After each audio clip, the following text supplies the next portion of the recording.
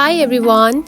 If you have using the Rednote app recently and wondering on how to add the music to your video, then this tutorial is for you.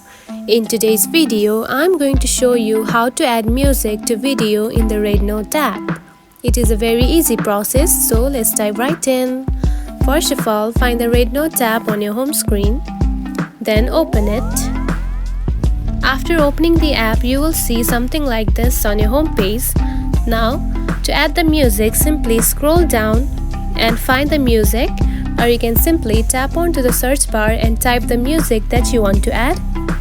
After finding it, simply tap onto the music just like this. Then here you can find this share button right here at the bottom.